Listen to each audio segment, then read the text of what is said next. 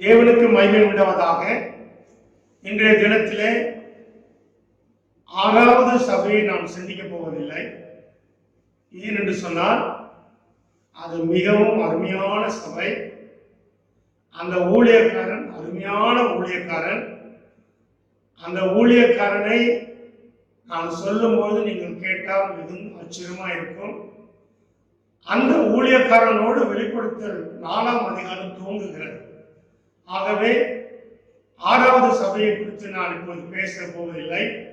7வது சபையை பேசிவிட்டு மற்ற நாளிலே அந்த 6வது சபையை பேசிவிட்டு நான் 4ஆம் அதிகாரத்துக்குள்ளே போய் முழு வெளிப்படுத்தல் விசேஷத்தையும் நான் உங்களுக்கு அறிவிக்கப் போகிறேன். ஆகவே இப்பொழுது 7வது சபையாகிய லவோதிக்கேயா சபையை குறித்து நாம் சிந்திக்க போகிறோம். இந்த சபை கொலோச பட்டணத்தில் இருக்கிறார். நீங்கள் இந்த காரியத்தை குறித்து பார்க்க வேண்டுமானால் வாசிக்கலாம். கொலோசியர் 2ஆம் அதிகாரம் முதல் வசனத்தை நாம் வாசித்தால் அங்கே தெரியும். நான் வாசிக்கிறேன். உங்களுக்காகவும் லவோதிக்கேயாவில் இருக்கிறவர்களுக்காகவும் என்று எழுதுகிறார். அப்படியானால் கொலோசியா அந்த பட்டணத்திலே தான் இந்த சபை இருக்கிறது. அப்படியானால் கொலோசியர் நிருபங்களை நாம் தியானித்தால் இந்த பட்டணத்திலே இந்த சபையிலே ஆண்டவர் சொன்ன குறைகள் மேட்சாகும். அதை தான் நாம் சிந்திக்க போகிறோம். ஆகவே இந்த சபையை குறித்து ஆண்டவர் சொல்லுகிற குறைகளை நாம் பார்க்கலாம். முதலாவது ஆண்டவர் சொல்லுகிறார், எந்த சபைக்கும் சொல்லாத ஒரு காரியம். என்ன சொல்லுகிறார் என்று சொன்னால், நீ குளிருமின்றி அனலுமின்றி வெதுவெதுப்பாய் இருக்கிறார். நான் சில வார்த்தைகளை மாத்திரம்தான் சொல்லுகிறேன், எனக்கு நேரம் இல்லை. ஆனால் இருந்தாலும் வாசிக்கிறேன், கேளுங்கள். உன் கிரியைகளை அறிந்திருக்கிறேன். நீ குளிரும் அல்ல அனலும் அல்ல. நீ குளிராயாவது அனலாயாவது இருந்தால் நலமாய் இருக்கும்.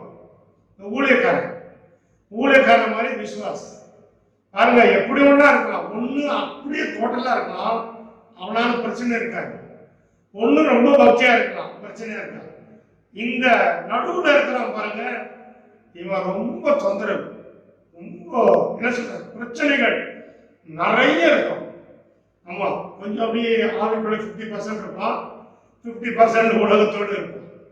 அதனால அனலாவும் இருக்க மாட்டான், குளிராகவும் இருக்க மாட்டான். சில நன்மையை செய்வான், சில தீமையை செய்வான். நாம அந்த நன்மையை பார்க்கறதா அந்த தீமையை பார்க்கறதா. அதனால அவன் செய்யற தீமையான காரியத்தை நம்மளால சொல்ல முடியாது. ஏன்னா நன்மை செஞ்சிருக்கிறான். இது ரொம்ப ரொம்ப மோசமான குணம் படைத்த விசுவாசிகள் அப்படிங்கிறார்கள். அப்ப பாருங்க, ஆண்டவர் சொல்றாரு, ஒண்ணு நீ குளிராயிரு அனலாயிரு சொல்ற. ஒண்ணு குளிராரு இல்லைன்னா டோட்டலா போயிடு.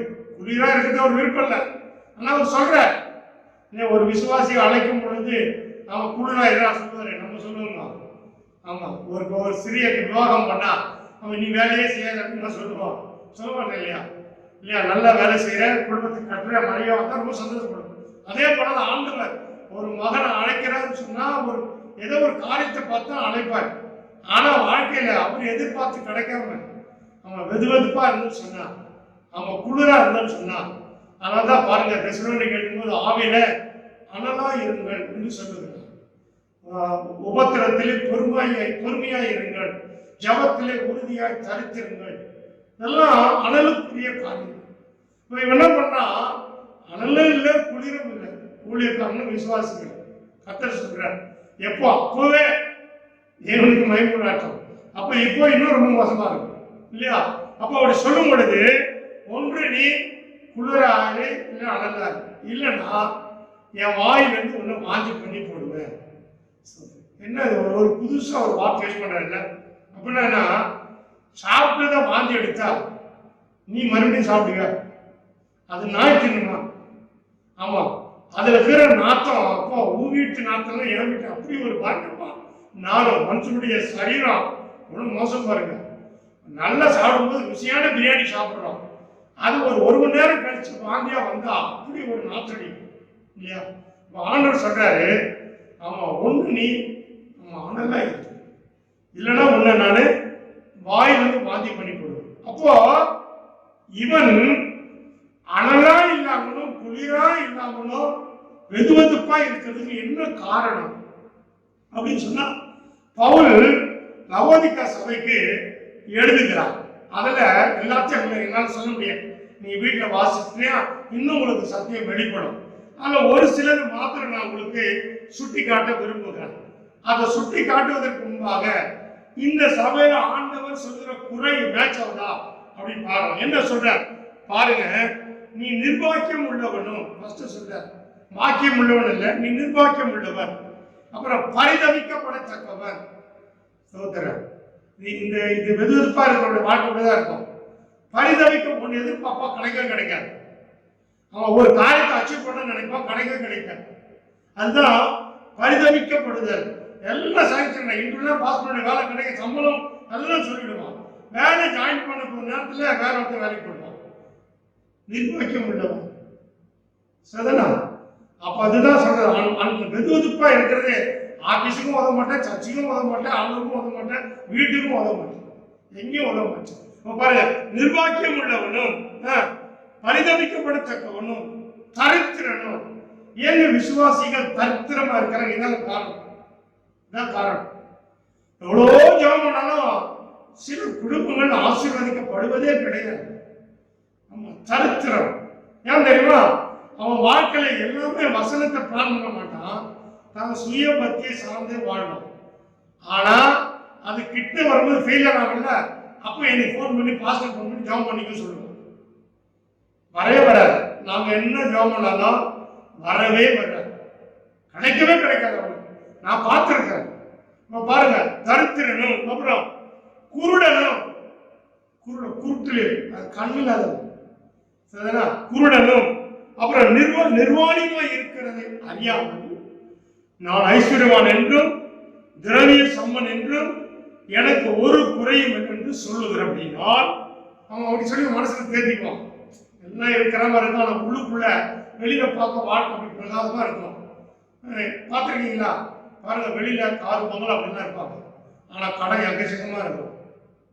அவனுக்கு தான் தெரியும் ஒவ்வொரு நாளும் பொழுது பிடிச்சா என்ன பிரச்சனை இருக்குன்னு, இல்லையா? அவன் பாருங்க என்ன சொல்றாரு, குறை உள்ளவன் என்று சொல்லுகிறபடியா நான் அந்த சொன்னா, நீ ஐஸ்வர்யன் ஆகாமடிக்கு நெருப்பிட புடமிட்ட பொன்னையும் சொல்ற ஆண்டவர். நீ பணக்காரனா ஆகணும்னா என்ன சொல்ற தெரியுமா? நான் ஒண்ணு புடமிடணும். கட்டின பிள்ளை நல்ல கவனிங்க. ஆமா, இந்த நிர்வாகியம் உள்ள வாழ்க்கை வாழ்றது காரணம் குலசேகம் சிந்திக்க போறோம். அப்போ அந்த காரியங்கள் எல்லாம் உன் வாழ்க்கையில இருந்தா உன்னை நீ ஆண்டவருக்கு ஒப்பு கொடுக்கணும், மனம் திரும்பணும். புடமிட்டு வர ஆண்டவர். பாருங்க, யோபு என்ன சொல்றார்? அவர் என்னை புடமிட்ட பின் நான் பொன்னாய் விளங்குவேன்னு சொல்றேன், இல்லையா? ஏன் நீ எல்லாம் யோபு குறிச்சு நல்லவன் நினைச்சுங்கிறீங்க? கிடையாது. அதே மாதிரி அப்புறம் பார்ப்போம். தேவனுக்கு மகிமை உண்டாச்சோம். பாத்தீங்கன்னா புடமிடுதல். அதுக்கப்புறம் கர்த்தர் சொல்றார், உன் நிர்வாணமாகி அவலட்சணம் குறை சொல்ல பாருங்க, உன் நிர்வாணமாகி அவலட்சணம் தோன்றாதபடிக்கு அவன் உனக்கு உடுத்திக் கொள்வதற்கு வெண்வஸ்திரம். பாத்தீங்கன்னா இங்கே வந்துருச்சு. அப்படின்னா வெண்வஸ்திரம் வெளியில வெண்மையா இருக்கணும், உள்ள வெண்மையா இருக்கணும், கண் பரிசுத்தமா இருக்கும். பாருங்க சொல்ற, அவலட்சணம் தோன்றாதபடிக்கு உடுத்திக் கொள்வது வெண்வஸ்திரங்களை என்னிடத்துல கேட்டு வாங்கிக் கொள்ளு. அப்புறம் நீ பார்வை அடையும்படிக்கு உன் கண்களுக்கு கழிக்கம் போட வேண்டும் என்று உனக்கு ஆலோசனை சொல்லுகிறேன் அப்படின்னு சொன்ன. அப்படின்னா இந்த சம்பவம் ஏன் வருது அப்படின்னு சொன்னா, கொலோசியருக்கு நான் போவோம். கொலோசியருக்கு எழுதின நிருபம் 3ஆம் அதிகாரம் நிறைய இருக்கிறது, சில வசனம் மட்டும் நான் சுட்டி காட்டுறேன். 3ஆம் அதிகாரம் 5ஆம் வசனத்துல, ஆகையால் விபச்சாரம், அசுத்தம், மோகம், துர்இச்சை, விக்கிரக ஆராதனை ஆகிய பொருளாசை. எனக்கு ஒரு சகோதரன் தெரியும், பிள்ளைக்கு 10,000 ரூபாய் 12,000 ரூபாய் ட்ரெஸ் எடுப்பாரு. எப்படி தெரியுமா? போய் 5 பைசா வட்டிக்கு கடன் வாங்கி. ஏங்க? பொருளாசை. பார்த்ததெல்லாம் ஆசை, கடைக்கு போன பார்த்ததெல்லாம் ஆசை. அதுவும் இப்ப கிரெடிட் கார்டு அந்த கார்டு இருக்கா, கிரெடிட் கார்டு ஃபுல்லா தான் வாங்க வேண்டியது. பாத்தீங்களா? பொருள் ஆசை சபைக்கு ஆண்டு சொல்றாரு, அது உன் வாழ்க்கைய கெடுத்தது. போதும் என்ற மனதோடு இருக்கணும். கர்த்தர் கொடுத்தா வாங்கிக்கணும். சிலர்லாம் சகோதரிமார்கள் புடவை எடுப்பாங்க, பீரோவோட கிட்டத்தட்ட 100 புடவைக்கு மேல இருக்கும். ஒரு சகோதரிக்கு 100 புடவை இருந்தா ஒரு புடவை மறுபடியும் எத்தனை நாள் கழிச்சு கட்டலாம்? 3 மாசம் கழிச்சு கட்டலாம் இல்லையா? ஆனா எப்போ கடைக்கு போனாலும் புடவை எடுத்துட்டு வரும். எதுக்கு? எப்போ கடைக்கு போனாலும் பாத்திரங்களை வாங்கிட்டு வர்றது, எப்போ கடைக்கு போனாலும் ஏதாச்சும் வாங்க வேண்டிய கொண்டு வந்து பறந்து மேல போட வேண்டியது. இதுதான் பொருளாசைன்னு விற்கிறதா. இப்பெல்லாம் சகோதரிமார்கள் கடைக்கு போனா நான் டிவியை பார்க்கிறேன், கையெழுத்து போறது திருடி உள்ள போடுது. பொருளாசை. பொருளாசை இருக்கக்கூடாது. அதுதான் ஆண்டவர் இங்க எச்சரிக்கிறார். பொருளாசை என்னும் விக்கிரக ஆராதனை ஆகிய இவைகளை பூமியில உண்டு பண்ணுகிற உங்கள் அவயங்களை என்ன பண்ணணுமா? அழித்து போடுங்கள். அப்ப இந்த 5-6 காரியங்கள் நம்ம வாழ்க்கையில இருக்கக்கூடாது. என்னது? விபச்சாரம், அசுத்தம், மோகம். இதெல்லாம் நான் எக்ஸ்பிளைன் பண்ண விரும்பல, உங்களுக்கு தெரியும். மோகம், துர் இச்சை, அப்புறம் விக்கிரகமாகிய பொருளாசை என்னும் விக்கிரகம், இவைகளை உண்டு பண்ணுகிற பூமியில, இவைகளெல்லாம் பூமியில இருக்கும். ஆனால் உனக்குள்ள இருக்கக்கூடாது. அப்படி இருந்துச்சுன்னா நீ அனலா இருக்க மாட்ட, வெதுவெதுப்பா தான் இருப்ப. முதல் காரியம் சொன்னாரா? 2வது காரியம் என்ன சொல்றாரு தெரியுமா? 2வது காரியம் பொய். வாசிங்க, அதுல 9ஆம் வசனம் பாருங்க. ஒருவருக்கு ஒருவர் பொய் சொல்லாதிருங்கள், பழைய மனுஷனையும் அவன் செய்கைகளை கலைந்து போடுங்கள். எதுக்கெடுத்தாலும் பொய், பிரயோஜனமே இருக்கிறது. எதுக்கு பொய் சொல்ற? ஏன் பொய் சொன்னா நல்லா மாட்டிக்கும். ஆமா, பொய் சொல்லக்கூடாது. உள்ளது உள்ளபடியே சொல்லுங்க. ஏன் பிரதர் சர்ச்சுக்கு வரல? அன்னைக்கு ஏதாச்சும் ஒரு வீட்டு நிகழ்ச்சிக்கு போயிருப்பாங்க, சிஸ்டர் ஒரே வயிற்று வலிங்க, ஒரே தலைவலிங்க, போய் நம்ம மறுநாள் உண்மையிலே அந்த வலி வந்துடும், அது ஜெபிச்ச கூட போகாது. இது நான் சொல்றது பொய் சாட்சி இருப்பாரு, அது இதை விட மோசம். அப்போ யாரு இதெல்லாம் சொல்லுவா? அனலும் இல்லாம நம்ம குளிரும் இல்லாம தான் வாயில் என்ன வரும்? போய் வராம தேவ வசனத்துக்கு பயப்பட மாட்டாங்க.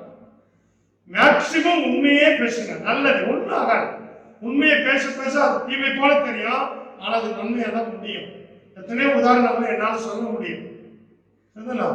அப்போ பொய் சொல்லக்கூடாது. அந்த அவயத்தை நீங்க செய்கையை கலைந்து போடுங்க அப்படின்னு சொல்றாரு. 3வது ஜாதி.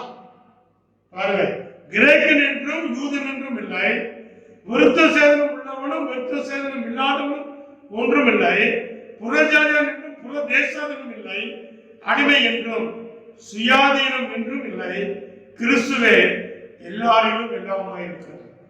பாத்தீங்களா? ஜாதி சபையில இருக்கக்கூடாது. ஜாதி இருந்தா நான் பார்த்திருக்கேன், நம்ம பேர் கிறிஸ்துவ சபையில ஜாதி மேலோங்கி நிற்கும். காட்டப்பட்டவர்கள் மற்ற ஜாதிகள் மேற்கொள்வார்கள்.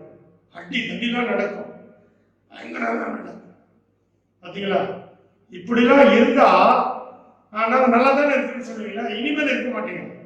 சத்தியம் ஆண்டவர் வெளிப்படுகிறார். கர்த்தர் சொல்றார், என்னை உன் வாயிலிருந்து வாந்தி பண்ணி போடும். அப்படின்னா இனிமேல் பூமிக்குள்ள ஒன்றுத்துக்கும் உதவ மாட்டேன்னு அர்த்தம்.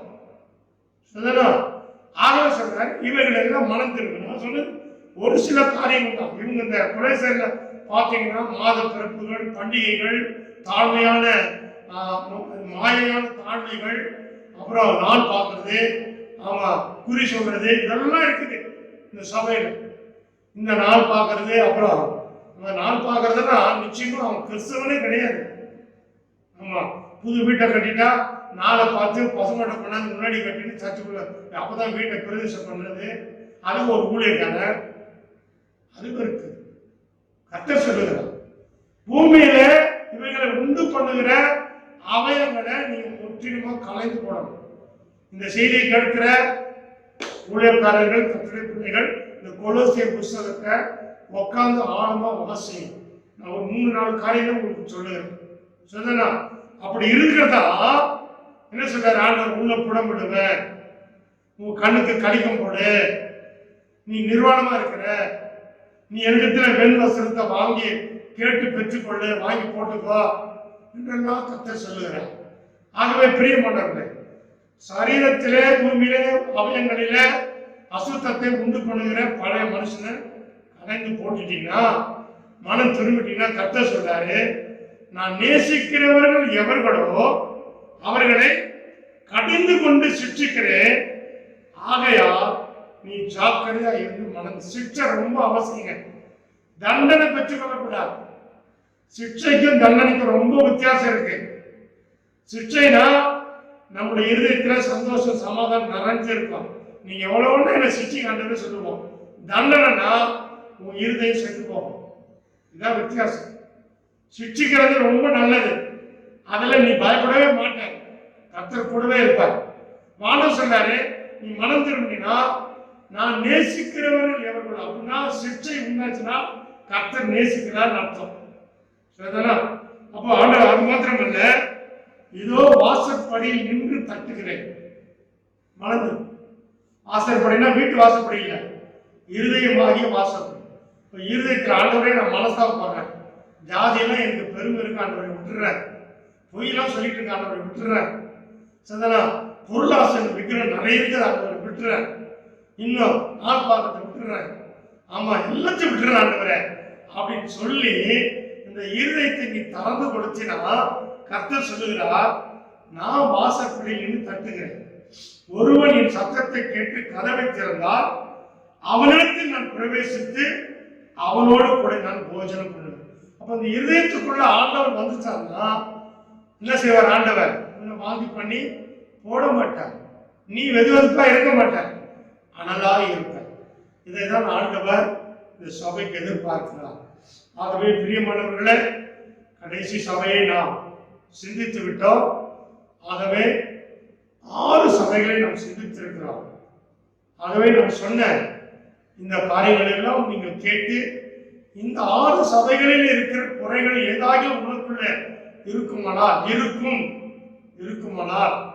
அதில் எது உன் வாழ்க்கையை மிகவும் மோசப்படுத்துகிறதோ அதை விட்டு நீ விலகி மனம் திரும்பினா கர்த்தர் வைத்திருக்கிற ஆசீர்வாதங்களை நீ பெற்றுக்கொள்வாய்.